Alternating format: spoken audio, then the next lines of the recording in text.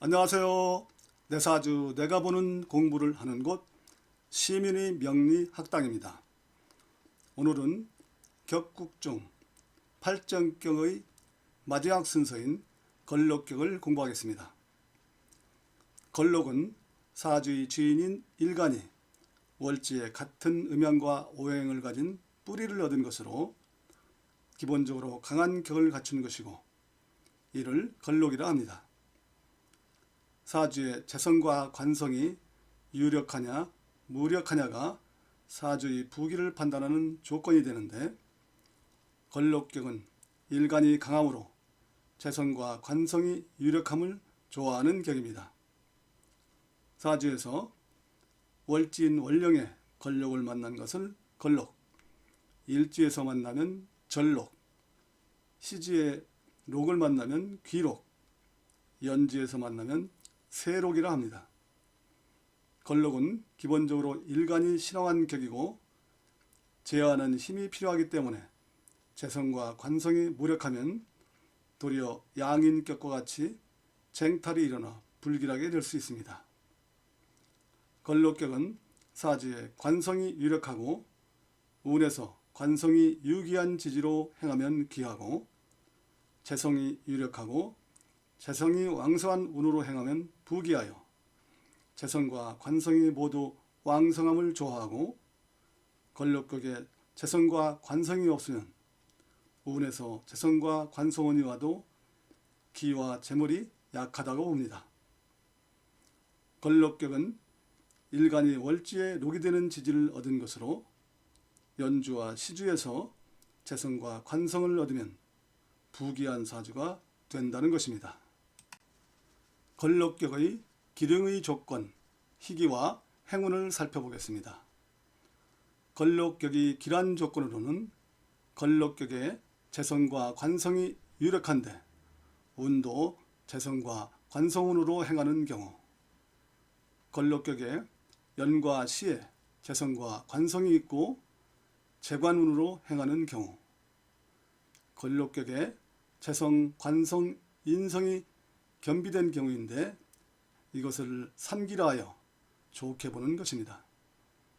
또한 일간이 약한 걸록격에 인성의 도움이 있는 경우, 사주의 천간이 각각의 걸록위에 앉아있는 경우, 걸록격은 일간이 강한 사주로 재성과 관성을 좋아하고 칠사를 만나도 기한 사주가 되는 기란 조건이 되는 것입니다. 걸록격이 흉한 조건은 걸록격에 재성과 관성이 없거나 무력한 경우, 걸록이 많은데 재성이 적거나 재성이 많은데 걸록이 적어 균형이 치우친 경우, 걸록이 충이 되어 파록이 되는 경우, 일간이 약한데 칠살이 걸록을 손상하는 경우입니다. 걸록은 일간이 록을 얻은 것으로 강한 것을 의미하여 강한 것은 제복이 필요하고, 강한 걸록을 바탕으로 기한 사주가 되는 것은 재성과 관성의 유무에 따르는 것이므로 강한 걸록의 견제가 없고 재성과 관성이 따르지 않으면 기격이 될 수 없다는 것입니다.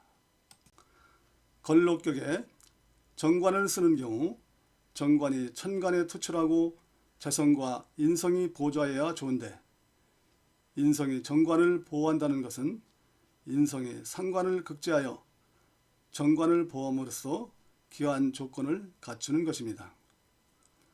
걸록격에 정관이 있으면서 재성과 인성을 모두 가져 상생하는 재관인을 삼기라 하여 기한 사주가 되는데, 삼기의 사주는 정관이 재성과 인성의 사이에 위치하여 재성과 인성이 다투지 않아야 하고 천간과 지지의 뿌리가 있어 천복지재가 되어야 제대로 된 삼기 조건을 갖춘 것이 됩니다. 걸록격에 재성을 쓰는 경우는 반드시 식상이 있어야 하는데 재성과 비겁의 다툼을 식상으로 통관하여 비겁이 식상을 생하고 식상이 재성을 생하여 좋게 되는 것입니다. 걸록격에 지지에 겁재가 있는 경우 삼합으로 겁재가 재성이 되는 화겁의재와 겁재가 식상이 되는 화겁의식이 되면 흉이 길로 변하여 빼어난 사주가 되는 것입니다. 걸록격에 재성과 관성이 없으면 식상으로 강한 기운을 설계함이 마땅한데 설기가 태과하면 기하게 될 수 없지만 목이 화를 만나는 목생화는 목화통명이고 금이 수를 만나는 금생수는 금백숙청이라여 영통한 사주로 봅니다. 걸록격의 희와 기를 살펴보겠습니다. 걸록격은 일간이 원령을 얻어 본시 강성한 격이므로 식상이 있어 일간의 강한 기를 소통하고 재성과 관성이 유력하여 유통됨을 좋아하고 걸록격에 정관을 쓰는 경우에 정관이 천간에 투출함이 좋고 재성과 인성이 보조하여 정관을 생하고 식상의 극제로부터 보호됨을 좋아합니다.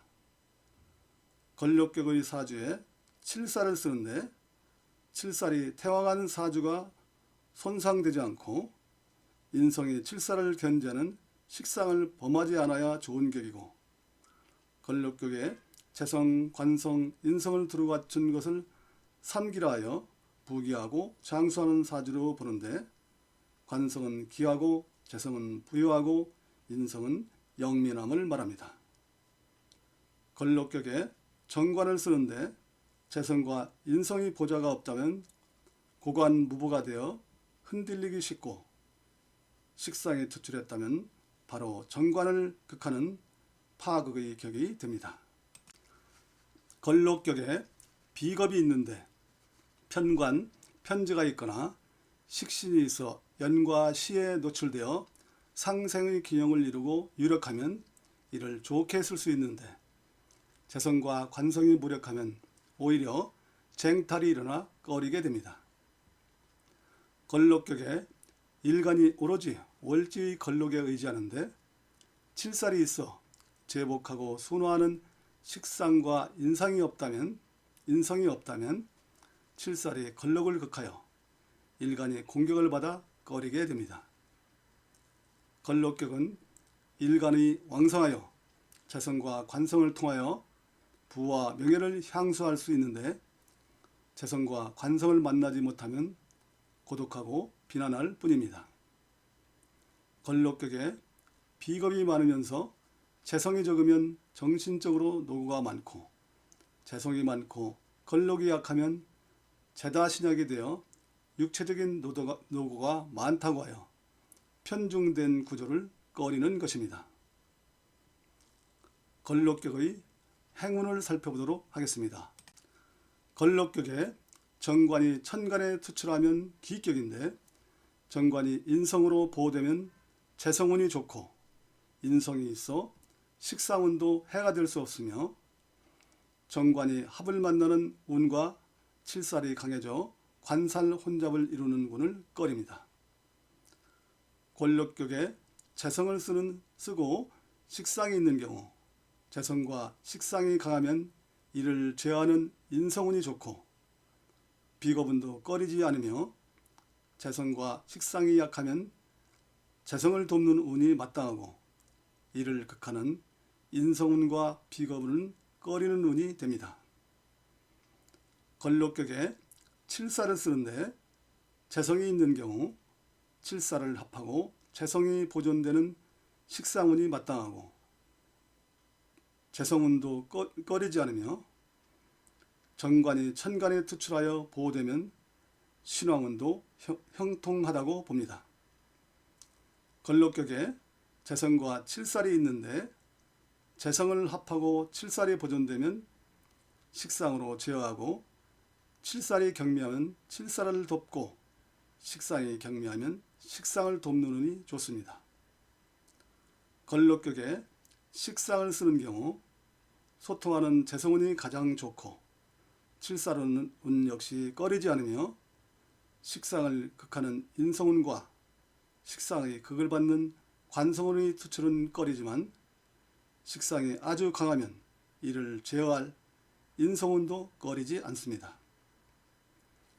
걸록격에 정관과 칠살이 나란히 투출하면 칠살을 합하고 정관을 보존하거나 정관을 제어하고 칠살을 보호하는 것을 막론하고 관살 혼잡을 해결하는 식상운이 좋고 일간을 돕는 비겁운도 마땅하며 인성운, 재성운, 관성운은 정관과 칠살의 혼잡을 가중하여 좋은 운이 될 수 없습니다. 모든 격국론은 생극재화의 균형을 가장 중요한 가치로 보아서 편왕과 편세하지 않은 균형을 이루는 조합을 좋아하고 운에서도 편왕과 편세로 작용하는 운을 기피하며 사주의 균형을 가져오는 운을 반기는 것입니다. 격국론은 일간의 신왕을 바탕으로 명예와 부를 상징하는 재성과 관성이 맑게 드러날 수 있는 사주를 으뜸으로 하여 일간의 강약과 재성과 관성의 향배를 파악하는 것이 중요함을 알 수 있습니다. 다음 시간은 격국의 마지막 순서로 행운론을 공부하도록 하겠습니다. 시청해 주셔서 감사합니다.